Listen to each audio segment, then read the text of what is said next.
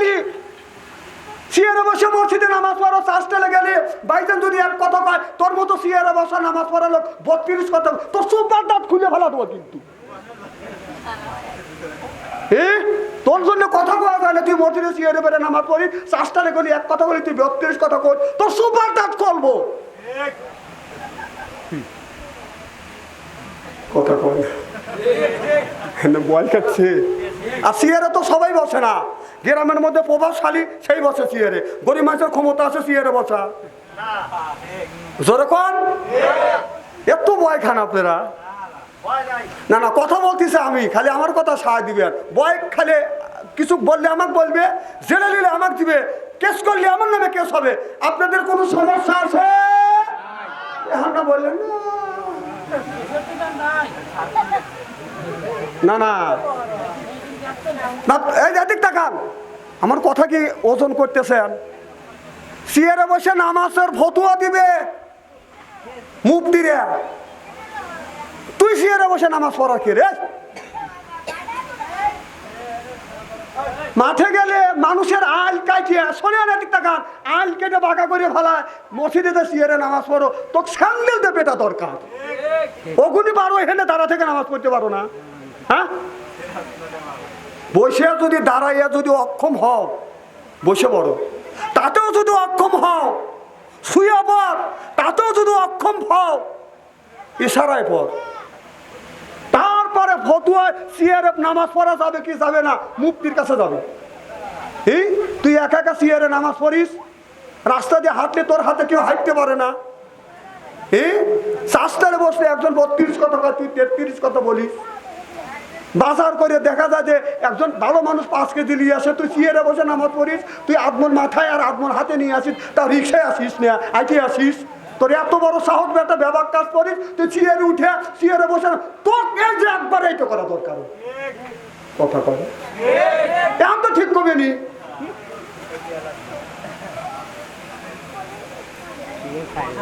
খুব খারাপ লাগতেছে না না, এই ওয়াজ তো সবাই করতেছে না, বাচ্চা থেকে কোয়া লাগে দুর্নম খালি আমার গাড়ি আছে। আর সব বক্তা তেল টেলে করে ওয়াজ করিয়া 40-50 হাজার টাকা নিয়ে যায়, ওর কোনো দোষ নাই, সুন্দর ওয়াজ করছে, কাইসিয়ে কুইসিয়ে কাইট দিয়ে কুই দিয়ে পাইপ দিয়ে পুই দিয়ে ম্যাকটানি করে দিয়ে যায়। আর উচিত কথা আমার বলা লাগে, আর আমি মানুষের কাছে খারাপ হই।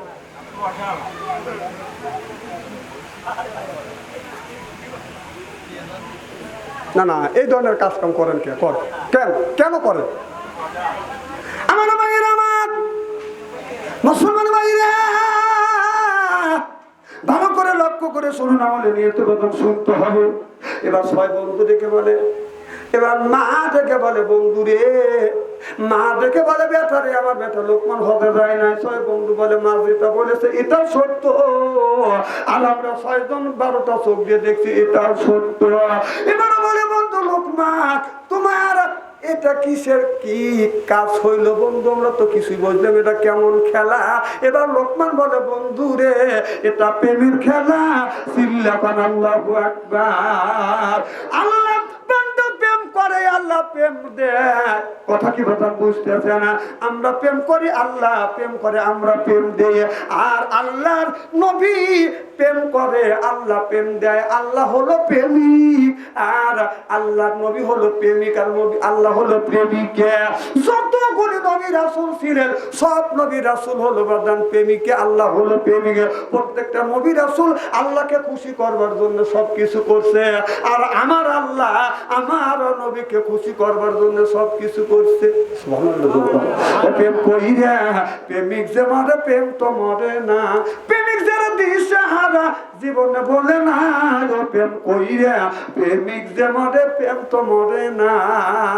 প্রেম করেছে এই আইয়ুব নবী, তার প্রেমের রকিনা বিবি 18 সাল কিরাই খালো তবে ভুললো না। প্রেম কইরা প্রেমিক যে মরে প্রেম তো মরে না, প্রেম কইরা প্রেমিক যে মরে প্রেম তো মরে না। বিশ্ব প্রেমিক ওয়াজ করুনি, নবীর প্রেমের আশেক তিনি 32 জন বাংলা পাগলা একটাও রাখে না, 32 জন বাংলা পাগলা একটা রাখে না প্রেম কইয়া প্রেমিক যে মরে প্রেম তো মরে না চিল্লা চিল্লা কোন আল্লাহু আকবার। লোকমান বলে বন্ধুরে আল্লাহর সাথে প্রেম করছি, যে প্রেম করে সেই প্রেমের মর্যাদা বোঝে। ছয় বন্ধু বলে এটা কেমন খেলা? লোকমান বলে এটা হলো প্রেমের খেলা। সুবহানাল্লাহ। বলে বন্ধুরে একদিন লোকমান মাছ বামুলের উপর বসাইয়া খাবার গুলো লোকমান বানাই লোকমা বানাইয়া লোকমান মার মুখে তুলে দেয়। এবার মা লোকমা খাবার খাইয়া চোখের পানি ফেলে দিয়ে দিয়ে কান্দে। লোকমান বলে মা কেন তুমি কান্দু? মা বলে মারে আমার আচরণে ব্যবহারে তুমি কষ্ট পেয়েছো।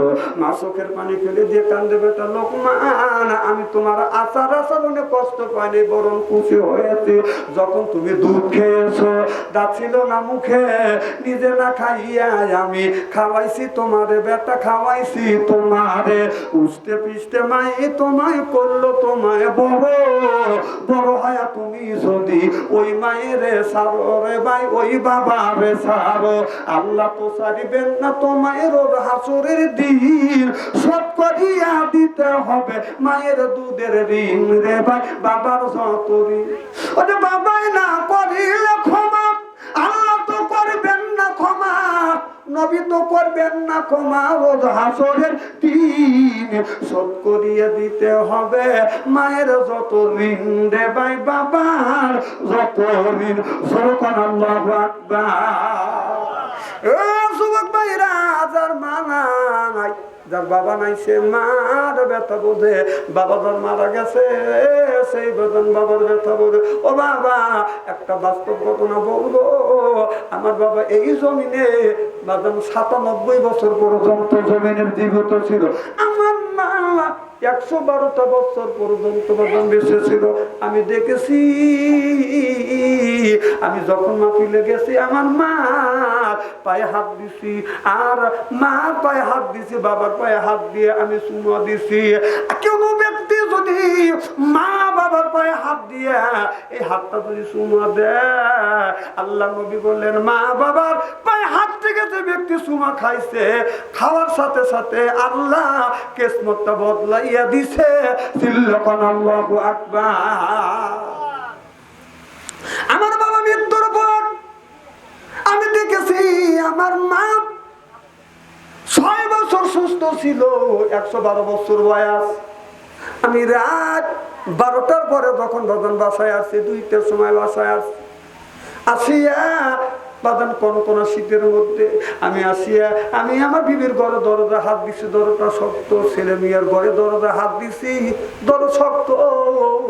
মা 112 বছর বয়স বুড়া মানুষ, তার ঘরের দরজায় যায় হাত দিছি। বাদাম দরজা খুলে গেছে, যায় দেখি মা দুঃখিনী এখন পর্যন্ত ঘুমারে আমার জন্য বসে আছে। আমি যা মারে সালাম দিছি, মার পায়ে হাত দিছি, চুমা দিছি।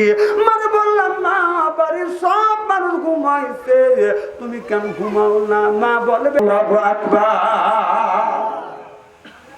আজকে আমাদের দেশের মানুষ আলহামদুলিল্লাহি রাব্বিল আলামিন বলেন। আলহামদুলিল্লাহি রাব্বিল আলামিন, আলহামদুলিল্লাহি রাব্বিল আলামিন। প্রশংসা করা হচ্ছে কার?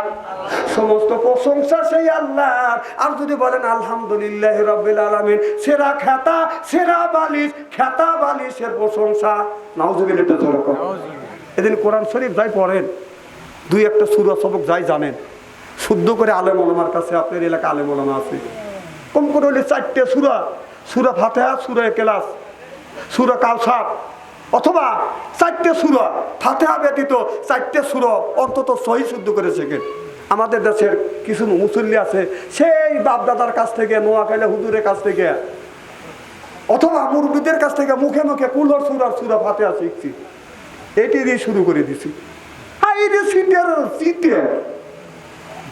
অথচ সেই গ্রামের বড় প্রধান কথা কথা একটা দিনও মক্তব মাদ্রাসাও যাওয়া দেখলাম না, কিন্তু 5 ওয়াক্ত নামাজ পড়ে। ওই যে মুখে মুখে বাপ চাচার কাছ থেকে সূরা ফাতিহা, আলহামদুলিল্লাহ সূরার কুলর সূরা শিখছি, ওটি দিয়ে শুরু করে দিছি। আমি একজনে জিজ্ঞেস করলাম ভাই নামাজ পড়লেন কি দিয়ে? কাকা আলহামদুলিল্লাহ সূরা দিয়ে। কম সূরা ফাতিহা জানেন, তা ফাতিহা ছাড়া কি নামাজ হয় না?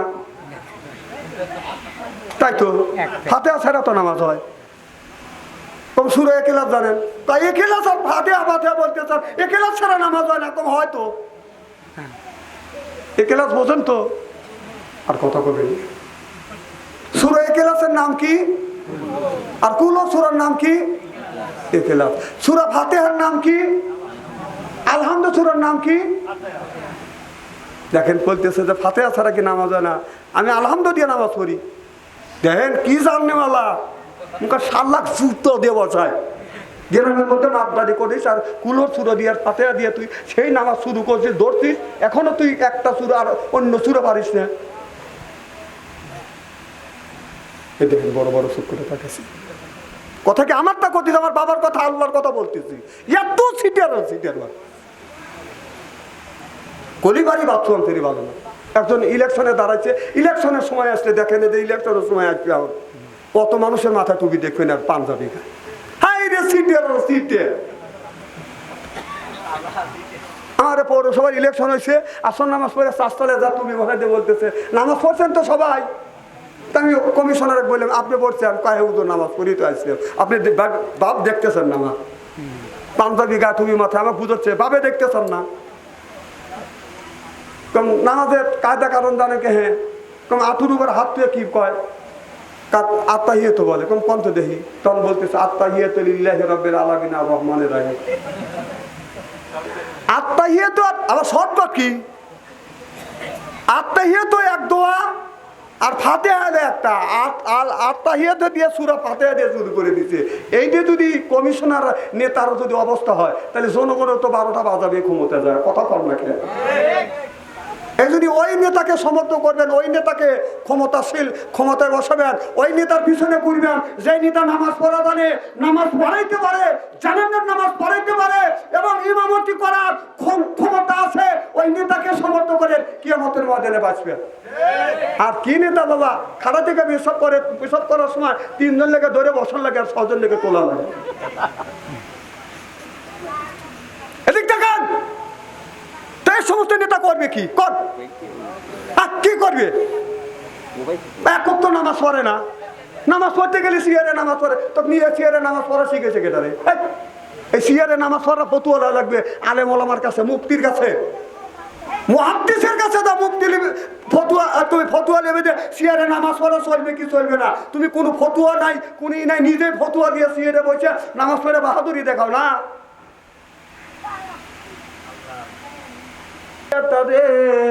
বাড়ির সব মানুষ ঘুমায়, আমি মা, আমারও চোখে ঘুম আসে না বেটা, যতক্ষণ পর্যন্ত তুমি বাসায় না আসো বেটা, আমি তোমার মা, আমার চোখে ঘুম আসে না। আমি দেখছি আমার মা আমারে দেখি আমার এরকম করে হাত করে ধরছে, আমার হাত ঠান্ডা, বলে বেটা রে তোমার হাত ঠান্ডা, কপালে হাত দিছে, কনকনে শীতের মধ্যে কপালটা ঠান্ডা। আবার মা এসে আমার পায়ে হাত দিছে, আমাকে আমি বললাম মারে, আমার এই পায়ে হাত দিয়ে তুমি আমাকে গুনাহগার করো না। মা বলে বেটা রে, ছোট্টবেলা এই হাত দিয়ে তোমার পায়ে হাত দিয়ে কতবার আমি তোমার মা, তোমার পায়ে আমি সরিষার তেল মাখাইছি, তখন গুনাহ হয় না, এখন কেন গুনাহ হবে? আল্লাহর কসম করে বলতেছি ভাই, শীতের দিনে আমার মা সরিষার তেল গরম করিয়া গরম করি আমার কর্মশরীরে হাতে তোল মালিশ করছে, বয়ে মালিশ করছে।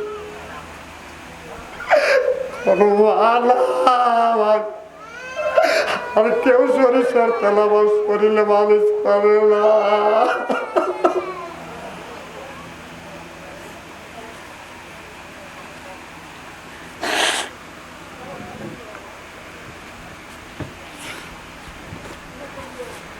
আমার ভাইরা, সেই মানুষটা সরিষার তেল শরীরে দিয়ে মানুষ করতো, ওই মানুষটা হলো মা। এখন মা মারা গেছে, কেউ এই রাত 2টা 3টার সময় যখন বাসায় আসি বাবা, কেউ আমার শরীরে বাদন সরিষার তেল দিয়ে বাদন মালিশ করে না, যিনি মালিশ করতেন তিনি হলো মা। যুবক মা, আল্লাহর কসম করে বলতেছি, মা বাবা খুশি, আমার আল্লাহ খুশি। আল্লাহ আমাকে এত বড় বক্তা বানাইছে, আমাকে এত বাইরের করেছে একমাত্র আমার বাবার দোয়ায়, আমার মায়ের দোয়ায়। এই হাত দিয়ে আমার মা পায়খানা পেশাব 3 থেকে 4টা বছর এই হাত দিয়ে আমি পরিষ্কার করছি। 3 থেকে 4টা বছর আমার মা বিছানা পরে পায়খানা করছে, আমি আমার বিবিকে নিয়ে পায়খানা পরিষ্কার করছি। আমার মা প্রসাব করছে, আমার বিবিকে নিয়ে আর আমার মায়ের প্রসাব পরিষ্কার করছি। এমনকি 3 থেকে 4টা বছর এই হাত দিয়ে বিবিকে সাথে নিয়ে আমার মাকে আমি গোসল করাইছি। এই হাত দিয়ে 3 থেকে 4টা বছর আমার মার মুখে খাবার তুলে দিছি। বড় বক্তা আমি হব না, তুমি হইবে না? না, আমার কথা শুনলে হাজার হাজার মানুষ হবে না, তোমার কথা শুনলে আসবে।